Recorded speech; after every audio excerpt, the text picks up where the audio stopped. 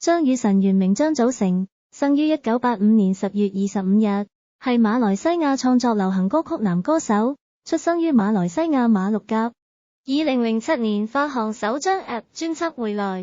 張祖成曾為唱片製作人、詞曲作家，並於馬來西亞、台灣、美國、香港及新加坡等地發展歌唱事業。近年多參與公益活動和歌唱比賽。2018年10月11日正式加盟種子音樂，並正式改名為張雨晨。2021年取得台灣永久居留權。張祖成從小經常與母親陳寶雲在馬來西亞各地巡迴演出。2004年，在馬來西亞百度空間舉辦的第一屆大馬偶像中奪得季軍。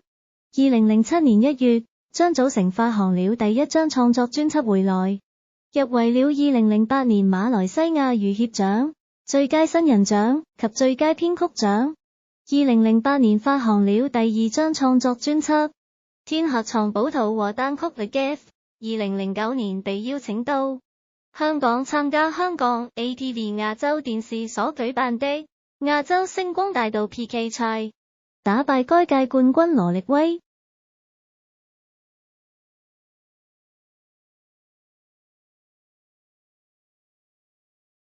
張雨晨成長於單親家庭，母親對他的影響至深。母親不僅教他唱歌，還給予他無盡的愛與關懷。張雨晨對母親心存感恩，曾為他創作一首組曲，以此表達謝意。2019年，他在接受檳城報紙採訪時透露，父親嗜賭導致家庭破裂，母親為了維持生計在紅包場駐唱，卻被鄰居歧視，說唱歌的女人不正派。他也因此遭到同學欺凌，曾被綁在籃球架上，課本被撕毀，甚至一度傳出患有重度抑鬱症。那些不快已成過去，並將被欺凌的經歷寫進歌曲黑白，以此激勵他人也鼓舞自己。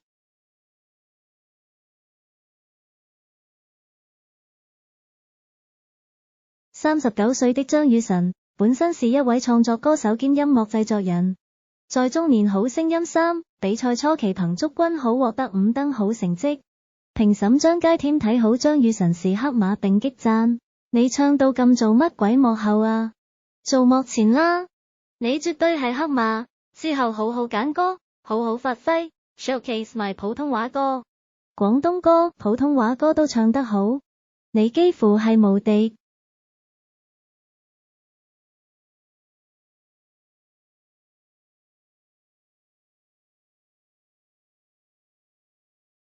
張雨晨原名張祖成，生於1985年10月25日，係馬來西亞創作流行歌曲男歌手，出生